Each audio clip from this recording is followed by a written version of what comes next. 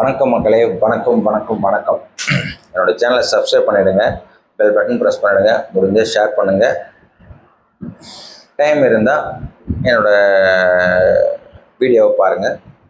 எனக்கு தெரிஞ்ச கருத்துக்களை ஸ்வீட் அண்ட் ஷார்ட்டாக சொல்லிடுறேன்.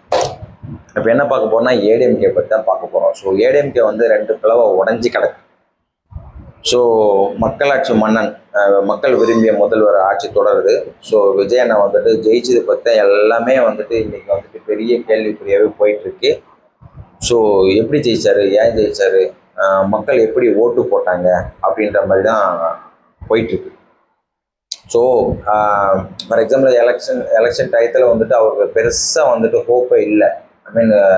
ஹோப் மீன்ஸ் மற்ற சைட்லேருந்து ஆளுங்கட்சியிலேருந்து ஹோப் பண்ணவே இல்லை. எதுக்கு எல்லாத்துக்கும் முட்டுக்கட்டை போட்டாங்க. ஆனால் அந்த முட்டுக்கட்டெலாம் உடச்சி தான் இன்றைக்கி சிஎம் நிற்கிறார். அந்த விஷயத்தில் பெருசாக ஏடிஎம்கே எதுவும் பேசிக்கல. ஸோ ஃபார் எக்ஸாம்பிள் வந்துட்டு அவர் எப்படி ஜெயிச்சார், அப்படி எப்படி முடக்கலான்றது தான் வந்து சொல்லிட்டு இருக்காங்க. நம்ம நியூஸ் பிரகாரம் பார்த்தீங்கன்னா குதிரை பேரம் நடந்துச்சு அப்படின்னு வந்துட்டு பிரேம்லத்தை பேசிங்க நடந்தாங்க. குதிரை பேரம் நடந்துச்சு அப்படின்னு சொல்லிட்டு. ஸோ டிடி தினகரன் குதிரை பேரம் பேசிட்டாங்க, என்னோட எம்எல்ஏ வந்துட்டு மடக்கிட்டாங்க. ஸோ அவர் காணாமல் போயிட்டாரு, கடத்திட்டாங்க, அவர் போனை பிடிங்கி வச்சிட்டாங்க, அப்படிலாம் வந்துட்டு ப்ரூடாக விட்டார். விஜயன சிஎம் ஆகிறதுக்கு முன்னாடி எவ்வளோ ப்ரூடாக விட்டாங்களோ அவ்வளோ எல்லாமே கரியாகி போச்சு. ஸோ ஆனால் அவர் என்ன சொல்லிட்டார், மன்னார்குடி அவர் வந்துட்டு என்ன சொல்கிறார், அந்த எம்எல்ஏ வந்துட்டு குதிரை பேரெலாம் எதுவும் நடக்கலை. ஸோ அவரை தான் விரும்பப்பட்டு தான் கொடுத்துருக்காரு, விருப்பப்பட்டு தான் ஒரு லெட்டரை கொடுத்தாரு, எல்லாமே தெரியும். ஸோ அதனால் வந்துட்டு சதி பண்ணிட்டாங்க அப்படின்றது. ஸோ அதனால் வந்துட்டு என்ன சொன்னார், குதிரை பேரெலாம் இல்லை, குதிரை வேகத்தில் தான் அரசு போகும் அப்படின்னு நறுக்கு நெத்தடி கொடுத்தாரு. ஸோ அதனால் வந்துட்டு பழி சுமர்த்தத்தையே தான் வேலையாக தெரியுறாங்க. ஸோ அந்த மாதிரி இப்போ என்ன பார்க்க போகிறோம்னா ஏடிஎம்கே தான் ஏடிஎம்கே பற்றி தான் பார்க்க போகிறோம். ஸோ அது வந்துட்டு 2 பிளவாக இருக்கிறதுக்கு காரணமே அவங்க தான். நான் பல வீடியோவில் சொல்லிட்டேன், ஒரு பிரச்சனைனா அதை பேசி தீர்க்கிறது தான் பெட்டர். நம்ம பிரதமர் மோடி இருக்கார் இல்லையா, அவரோட சூத்திரமே அவரோட ஃபார்முலாவே பக்கவாக ஏன் ஒர்க் அவுட் ஆகுதுன்னா எல்லா கண்ட்ரிக்கிட்டையும் அவரோட நட்பு தான், ப்ளஸ் அவர் பேசுகிற திறமை தான். எதுவுமே வந்துட்டு வன்முறை எல்லாம் சொல்கிறதா, வன்முறை எதுக்குமே தீர்வாகாது. இப்போ ஈரானோ இஸ்ரேல் அமெரிக்கா ஆட்சி சாவரானுங்க செத்தானுங்க, நமக்கு சோறு இல்லாமல் போச்சு, நமக்கு உங்களுக்கு சோறு இன்னைக்கு வரைக்கும் பெட்ரோல் விலை ஏறி போய்க்குது. ஆல்ரெடி 2 days பேக் ஏதோ பெட்ரோல் விலை ஏற்றினாங்க, மறுபடியும் பார்த்தா இன்னைக்கு ஏற்றிருக்காங்க பெட்ரோலை. ஸோ வந்துட்டு 104 ரூபா சம்திங் ஆயிடுச்சு பெட்ரோல், 95 ரூபா ஏதோ 96 ரூபா ஏதோ டீசல் விலை. ஸோ இன்னுமே ஏற்றி தான் இருப்பாங்களா கண்டி இறங்காது. ஒரு 20 ரூபா 25 பெட்ரோல் 100 ரூபா வரைக்கும் கொண்டு வந்தாங்க. அப்படி பார்த்தோம் யூயோ அப்படின்னு சொல்லிட்டு மக்களால் போராட்டம் தான் பண்ண முடியும், பட் எதுவுமே தடுக்க முடியாது பெட்ரோல் பொறுத்த வரைக்கும். ஈரானோ ஈராக்கு இஸ்ரேல் இவங்க ஆட்சி செத்தானாங்க, என்ன பிரயோஜனம் வச்சு, ஒன்றுமே இல்லை. அந்த பக்கம் யுக்ரைனோ ரஷ்யாவும் ஆட்சி சாவறானுங்க, ஒன்றுமே இல்லை. அந்த பக்கம் அவன் சொல்லிட்டு ஆட்சி செத்தானுங்க, ஒன்றுமே இல்லை. ஸோ நம்ம ஆள் எது வந்தாலும் பேசி தீர்த்துக்கலாம் தான் சொல்கிறாரு நம்ம மோடி இருக்கார் இல்லையா, அவரோட ஃபார்முலா பக்கா வேர்ல்டு ஃபுல்லாகவே ஒர்க் ஆகுது.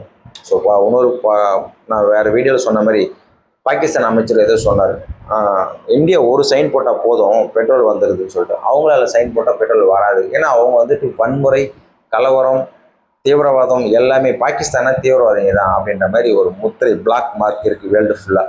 ஸோ அவங்களுக்கு பெட்ரோல் அவ்வளோ சீக்கிரம் தரவும் மாட்டாங்க, அவங்கள பணமும் தர வாங்கவும் முடியாது. நம்மால் எப்படின்னா பேசி எல்லாத்தையுமே கவர் பண்ணுவார் மோடி, அதில் அவர் கிரேட். ஸோ அந்த மாதிரி எடப்பாடி அவருக்கு எதிராக யாரெல்லாம் இருக்காங்களோ அவங்களாம் கூப்பிட்டு வச்சு பேசி பிரச்சனை தீர்த்துருக்கலாம். அந்த பேசி தீர்த்து நான் பல வீடியோவில் சொன்னேன், எது வந்தாலும் பேசி தான் பெட்டர். சும்மா முடிக்குன்னு எல்லாரையும் சீட்டு கிழிச்சு வெளியே அனுப்பிச்சிங்கன்னா அவங்கவுங்க வேறு கட்சியில் போய் பெரிய ஆள் ஆகிட்டு இருப்பாங்க. ஃபார் எக்ஸாம்பிள் செங்கோட்டையன், நம்ம ஒரு சபாநாயகர் கட்டி பிரபாகர். ஸோ அதனால் ஓபிஎஸ் போயிட்டு டிஎம்கேல முதலமைச்சர் எம்எல்ஏ ஆகிட்டு எக்ஸட்ரா. இப்போது செம்மலைன்னு சொல்லிட்டு நேற்று ஒருத்தர் மூத்த ஒரு அரசியல்வாதியாக எனக்கு பல பிரச்சனைகள் பல வாய்ப்புகள் எனக்கு தடுக்கப்பட்டது அப்படின்றது. இப்போ ஏடிஎம்கேல நடக்கிற பிரச்சனையை பார்த்தா எனக்கு உள்ளே இருக்கிறதுக்கு எனக்கு பிடிக்கல அப்படின்னு அவராக விலகி வந்துட்டார். ஒரு அறிக்கை வெளியிட்டு அவராக விலகி வந்துட்டார். ஸோ அதனால் ஏடிஎம்கே இப்படி தான் பிளவுபட்டு போயிட்டே இருக்குது. இதுக்கு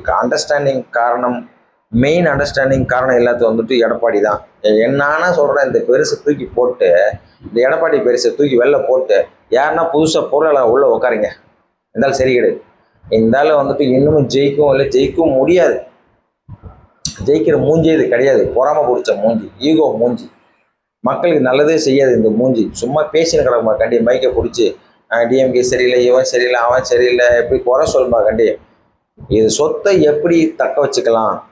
இப்போ பதவி விட்டு ஒரு எம்எல்ஏ கூட இல்லாமல் தோத்துட்டு இருந்தாருன்னா, வெளில போயிட்டு இருந்தாருன்னா, அவ்வளோ இவரை காலி பண்ணிருப்பாங்க, சீட்டு கிழிச்சு வெளியே அனுப்பிச்சிட்டு இருப்பாங்க. இவங்க சசிகலாவும், செங்கோட்டையன், ஓபிஎஸ், இந்த பிரபாகரும் எக்ஸட்ரா, இந்த டிடி தினகரன், இவங்களாம் எப்படி வெளியே தூக்கி போட்டு சீட்டு கிழிச்சு அனுப்பிச்சிடும். ஃபார் எக்ஸாம்பிள் நேற்று வந்து செம்மலை, அந்த ஆள்கிட்ட சொல்லிட்டு தான் வந்திருப்பாங்க, எடப்பாடி கிட்ட சொல்லிட்டு தான் வந்திருப்பாங்க வெளியே செம்மலையெல்லாம்.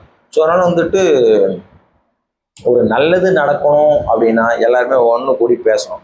ஸோ நான் என்ன சொல்ல வரேன்னா, ஏடிஎம்கே இன்னும் நல்லா இருக்கணும், நல்லா வளரணும் அப்படின்னா எடப்பாடி வந்துட்டு பொது செயலாளர் இருந்து எல்லாம் தூக்கி வெளில போடுங்க. அதுதான் சிவி சண்முகமும் வேலுமணியும் பிளான் பண்ணிட்டு இருக்காங்க. இவர் வேண்டாம், இவர் தலைமையில் ஜெயிக்க முடியல, தோத்துட்டே இருக்கும்.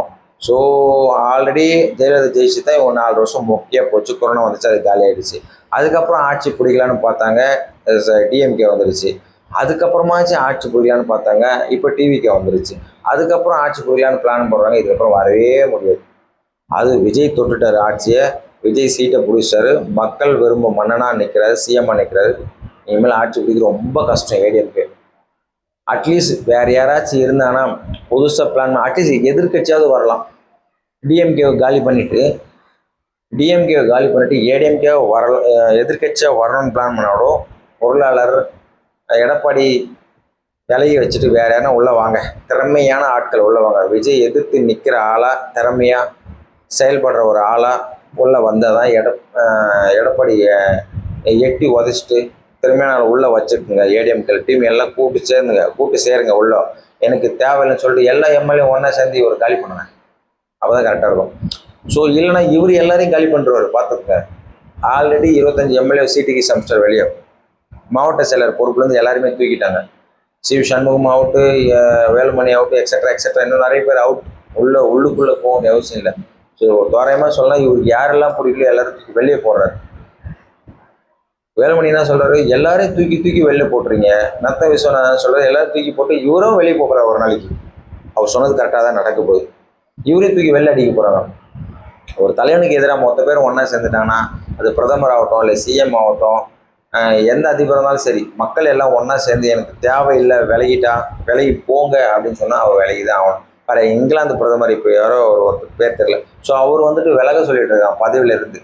விலகுங்க, எங்களை பிடிக்கல அப்படின்னு சொல்லிட்டு. அவங்க எல்லாமே மக்கள் புரட்சி வெடிக்கும் ஃபாரினில். அங்கே தான் நம்ம ஒன்று சேர மாட்டோம், இந்தியாவில் தான். அங்கே நான் பதவி விலக மாட்டேன், என்னை மக்கள் தேர்ந்தெடுத்தாங்க, நான் தான் இருப்பேன் பதவியில் அப்படின்ற மாதிரி அவர் அடம் முடிக்கிறார். மக்கள் விரும்புகிற அரசாங்கம் தான் இருக்கணும், மக்கள் விரும்புகிற தலைவர் தான் இருக்கணும், அதிபர் தான் இருக்கணும், பிரதமர் சிஎம் தான் இருக்கணும். மக்களுக்கு விருப்பம் இல்லைனா வெளியே போயிடணும். அந்த மாதிரி எடப்பாடியை யாருக்கும் பிடிக்கலன்னா அவரை வெளியே தூக்கி போடுங்க, ஒன்றா சேருங்க, எல்லாம் பேசுங்க. ஸோ அவர் ஏடிஎம்கே தோற்றதுக்கு காரணம் ஈகோ தான் காரணம். டிஎம்கேல வந்து வாய்ப்பேச்சு, கெட்ட வாய்ப்பேச்சு, திமுரு ஜாஸ்தி, லஞ்சம், ஊழல் தான். அதனால் லஞ்சம் ஊழல் தான் டிஎம்கே தோற்ற காரணமே வந்துட்டு. ஸோ இதுக்கு காரணம் வந்து ஏடிஎம்கே தோற்றுக்கு காரணம் வந்து ஈகோ, எடப்பாடியோட ஈகோ. ஸோ பெருசாக வந்து யாருக்கிட்டையும் அண்டர்ஸ்டாண்டிங் இல்லை. ஸோ தான் அப்படின்ற ஒரு கர்வம், அந்த தாண்டான்ற ஒரு கர்வம் வந்தாலே பதவி காலியாகிடும். எவ்வளோ பெரிய தலைவனாக இருந்தாலும் சரி, நான் தான் வச்சு தான் சட்டம்னா உன்னை விட்டு விலக எல்லாருமே ஆரம்பிக்கும் போது நீ தனி மரவன் நின்று என்ன பண்ண போகிற? ஸோ ஒரு ஆணி கழட்ட போகிறதில்ல. ஸோ அதனால் வந்துட்டு ஏடிஎம்கேல ஒரு ஆணி நிலச்சி நிற்கணும்னா ஒரு புது ஆணி வேணும். எடப்பாடி தூக்கி விசிறி போடுங்க, இல்லைனா அவர் உங்களை எல்லாரையும் பிடுங்கி போட்டுவார், பார்த்துக்க எம்எல்ஏக்கள். ஸோ அந்த விஷயத்தில் தான் இப்போ 25 எம்எல்ஏக்கள் வந்து அவர் உள்ளே சேர்த்துப்பாரா, இல்லை மறுபடியும் எல்லாருமே டிவிகேக்கே போவாங்களா அப்படின்னு தெரியல. அவருக்கு ஒரு கார்டுனான டிவிகே நம்ம வந்து பிடிக்கல. சிஎம் வந்து அவரை பார்க்கவே இல்லை. சிஎம் வந்து ஃபார் எக்ஸாம்பிள் அவர் பார்க்கவே இல்லை, எல்லாரையும் மீட் பண்ணார். விஜய் சிஎம் வந்து எல்லாரையும் மீட் பண்ணார், எடப்பாடி மீட் பண்ணவே இல்லை. பட் அதுக்கு என்ன காரணன்றது சிஎம்முக்கு தான் தெரியும். இப்போ இருக்கிற சிஎம் விஜயனுக்கு தான் தெரியும் எடப்பாடி மட்டும் ஏன் மீட் பண்ண சொல்லிட்டு. அதுவும் ஒரு காண்டு. ஸோ அந்த நமக்கு எதிராக இருக்கிற ஆள்கிட்ட போயிட்டு நம்ம 25 எம்எல்ஏக்கள் நிற்கிறாங்கன்னு இந்த அளவுக்கு செம்ம காண்டு. ஸோ அதனால் வந்துட்டு ஏடிஎம்கே வந்துட்டு இதுக்கப்புறம் ஜெயிக்கணும்னா எனக்கு தெரிஞ்சு புதுசாக அங்கே பொருளாளர் வந்து புது ஆள் வரணும், புதிய ரத்தம் பாய்ச்சணும், புதிய ஐடியாக்கள் தோணணும், எப்படி வியூகம் வகுக்கணும். இவரோட வியூகம் எல்லாம் தவிடுபடி ஆகிடுச்சு, வேஸ்ட்டு, ஜெயிக்க முடியல. இவரோட ஐடியாஸ் நாட் ஒர்க் ஆகலை. ஸோ அதனால் புதுசாக ஐடியா கொண்டு வாங்க. அடுத்த 5 ஆண்டு எலெக்ஷனில் பார்ப்போம். அட்லீஸ்ட் எதிர்கட்சி தலைவராக வர பார்ப்போம். நீங்கள் யார் என்ன கொண்டு வந்தாலும் மக்கள் விரும்பும் முதல்வர் இருக்கிற வரைக்கும் உங்களால் ஒன்றுமே பண்ண முடியாது. ஸோ எந்த முதல்வர் விரும்புகிறாங்களோ அவங்க தான் கண்டினியூவாக இருப்பாங்க. ஸோ ஏடிஎம்கே ஒன்றா இருக்கிறதா இல்லை பிளவுபடுறதான்றத இன்றைக்கி பேசி தீர்க்குறாங்களாம். பேசி தீர்க்கட்டும், பேசி கிழிக்கட்டும். ஸோ பார்ப்போம். எனக்கு தெரிஞ்சு ஏடிஎம்கே இன்னும் வந்துட்டு பூஸ்ட் ஆகணும்னா இந்த எடப்பாடின்ற பொதுச் செயலரை தூக்கி வெளியில் போட்டுட்டு அவர் ஒன்றும் கட்சி ஆரம்பித்து அவர் ஒன்றும் கட்சி தலைவர் கிடையாது. அதுவே கையை காலை பிடிச்சி காலில் ஒரு தான் முட்டி போட்டு நக்கி தான் வந்திருக்காரு பதவிக்கு. ஸோ அவர் ஒன்றையும் கஷ்டப்பட்டு கட்சி ஆரம்பித்து வாய் கிளிய பேசலை. ஸோ இருக்கிற கட்சியில் உள்ளே போந்துட்டார், அவ்வளோதான். அவர் தூக்கி வெளில போட்டீங்கன்னா ஈஸியாக இருக்கும். எல்லாரும் ஒன்று சேர்ந்து சைன் போட்டு அவர் வெளியே அனுப்புனா வெளியே அனுப்பிச்சிடுவாங்க சட்ட பிரகாரம். அவர் மட்டும் எப்படி எல்லாரும் வெளியே துரத்திடுறாரு? ஓட்டோட சைன் போட்டு நீ வெளில போ. இன்னைக்கு அமைச்சராக இருக்கார், நிதித்துறை அமைச்சர் செங்கோட்டையன், டிவிக்கில். ஸோ அவர் அவ்வளோ பெரிய ஆள், உங்களுக்கு முன்னாடி இருந்தே இருக்கார். சீனியர் எம்ஜிஆர் கிட்டையும் ஜெயலலிதா கிட்டையும் அவ்வளோ நட்பாக இருந்திருக்காரு. நீங்கள் கூட இருந்து கிடையாது. செங்கோட்டையனா யாருன்னு தெரியும், நீங்கள் எங்கே இருந்துன்னே தெரியாத ஆள் எடப்பாடி. ஸோ இங்கே வந்துட்டு வேலை பார்க்குறீங்க. ஸோ அவருக்கு தெரிஞ்ச ஐடியா கூட உங்களுக்கு தெரியல. அவர் அழகாக போனார், ஒரு புதுசாக ஒரு கட்சியில் சேர்ந்தார். வயசு வித்தியாசம் நிறைய இருக்குது செங்கோட்டையன் விஜயண்ணாக்கும். பட் அதெல்லாம் எனக்கு தேவையில்லை. மக்களுக்கு நான் சேவை பண்ணணும். உங்களோடு நான் சேர்ந்து பயணிக்கிறேன். நீங்கள் என்னோட அடுத்த எம்ஜிஆர், அடுத்த அம்மா, அவரோட பேக்கெட்டில் ஜெயலலிதா படம் மட்டும்தான் இருக்கும். செங்கோட்டையன் பாக்கெட் அவ்வளோ கருத்தாக பிளான் போட்டு பக்கவாக ஜெயிக்கிற கட்சியில் வந்து சேர்ந்தார், ஜெயிச்சார், இன்றைக்கி அமைச்சராக இருக்கார். அப்போ நீங்கள் ஈகோ, பொறாமை, கொச்சரிப்பு, ஸோ தாந்தாண்ட கர்வம், அதனால தான் நீங்கள் வந்துட்டு இன்றைக்கி அடிமட்டத்துக்கு போயிட்டீங்க. எவனுமே உங்களை மதிக்க மாட்டேங்கிறான். எடப்பாடி பார்த்துக்க, நீங்களே இருந்தாலும் மற்றவங்க மரியாதை கொடுத்ததும் உங்கள் பின்னாடி எல்லாம் இருப்பாங்க. எல்லாம் பிச்சுன்னு போயிட்டு யாரும் மரியாதை தரவங்களோ பதவி தரணும் அவங்க பின்னாடி போவாங்க. போக தான் செய்வாங்க. எல்லாருக்கும் பதிவாசி இருக்க தானே செய்யும். இப்போ நீங்கள் பதிவாசி இருக்க தானே நான் தான் பொருளாளர்னு தூக்கி தெரியுறீங்க. நான் தான் சிஎம்மாக இருப்பேன், நடித்த ஹீரோ தான். பெட்ரோமாஸ் லைட்டு தான் உங்களுக்கு வேணும்னா ஒன்றும் பண்ண முடியாது. ஸோ அதனால் மக்களுக்கு இது வந்து மக்கள்கிட்ட பணிவு இருக்காது. இவ்வளோ திமிரு பிடிச்சனா இருக்கான், இவன் வந்து நமக்கு என்ன பண்ண போறான், இவன் ஓட்டை போடாதப்போ அப்படின்னு வச்சு விலகி விட்டாங்க. ஸோ மக்கள் விரும்பினாங்க, விஜயண்ணாவை கொண்டு வந்துட்டாங்க சிஎம்மா. மக்கள் விரும்பலை, ADMK out, DMK out. So ADMK நல்லா இருக்குது எல்லாத்துக்கு. இன்றைக்கி பேசுகிற முடிவில் தான் இருக்குது எடப்பாடி ஏடிஎம்கே எம்எல்ஏக்கள், அங்கே இருக்கிற தொண்டர்கள் எல்லாம் சேர்ந்து முடிஞ்சால் இவர் எடப்பாடியை விலக்கிடுங்க, தூக்கி போட்டு புது பொருளாளரை கொண்டு வாங்க உள்ள. அப்போயாச்சும் ஏடிஎம்கே நிமிந்து நிற்குதான்னு பார்ப்போம். பேசி முடிவு பண்ணுங்கள், எல்லா பிரச்சனையும் பேசி முடிவு பண்ணுங்க. ஏடிஎம்கே டீம்ஸ் பார்ப்போம் முடிவு என்னன்றத.